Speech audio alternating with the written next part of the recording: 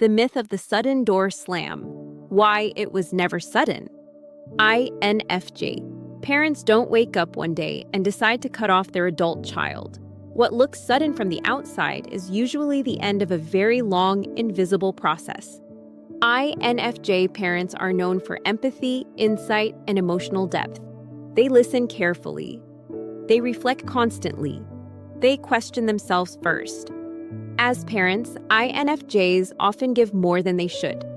They absorb tension, they soften conflict, they try to understand why, instead of reacting to what.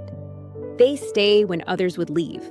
So when an INFJ parent reaches the point of being done, it's not impulsive, it's not dramatic, and it's almost never cruel. It's quiet, and it's heavy. INFJ parents endure a great deal before they ever consider walking away. They tolerate emotional distance for years, hoping it's just a phase. They excuse dismissiveness, believing maturity will come with time. They forgive repeated boundary violations because they value connection more than comfort. They often ask themselves questions like, am I being too sensitive? Did I explain myself clearly enough? Is this my fault?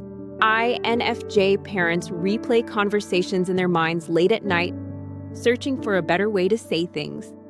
They write messages they never send. They adjust their tone. They lower their expectations. They keep believing that insight will arrive eventually.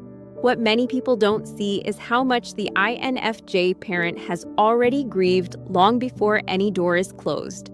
There is often a long season of trying to repair what keeps breaking, of initiating conversations that go nowhere, of explaining feelings that are dismissed or minimized, of being told they're overreacting, controlling, or too emotional when they're simply asking for respect. Over time, something shifts, not in anger, but in awareness. The INFJ parent begins to realize that staying no longer leads to healing, that their presence doesn't create closeness, it creates harm, that their empathy is being used, not valued. And eventually the question changes. It's no longer, how do I fix this? It becomes, what is this costing me? The INFJ door slam is not about punishment. It's not meant to hurt. It's not a test. It happens when hope runs out. It happens when the INFJ parent finally accepts that insight is not coming, accountability isn't arriving, and the relationship as it stands is not emotionally safe. This moment is often misunderstood. From the outside, it can look cold, it can look sudden, it can look unforgiving. But internally, the INFJ parent has already exhausted every option they know how to take.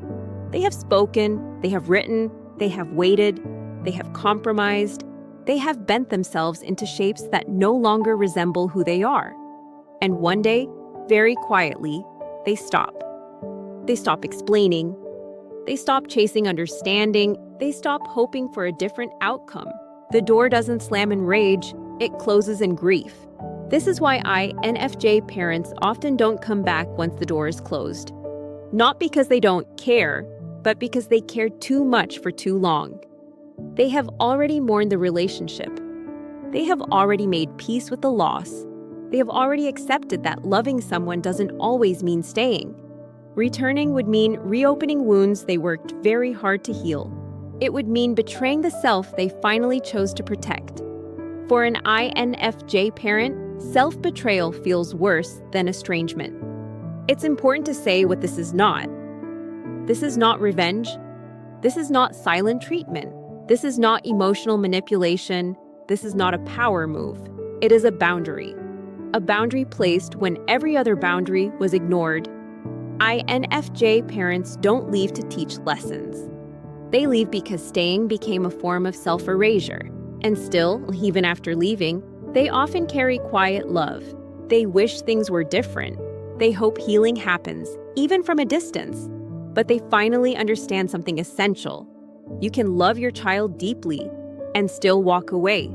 You can hold compassion and still protect your peace. And sometimes, the most loving thing an INFJ parent can do is stop abandoning themselves. If this resonates with you, you're not heartless. You're not weak, and you didn't leave too soon. You stayed as long as you could. If this video resonated with you, you're welcome to like and subscribe to Depth of the Quiet. You can watch quietly, without any pressure to engage. And if you feel safe sharing your experience, the comments are open. If you'd like to explore these themes more deeply, you may find support in the books The Quiet Between Us and Depth of the Quiet by Latina Sidoroff, available in paperback and Kindle on Amazon. For spouses supporting an estranged parent, Standing Beside the Broken by Stas Sidoroff offers a compassionate perspective from the partner's side of the journey.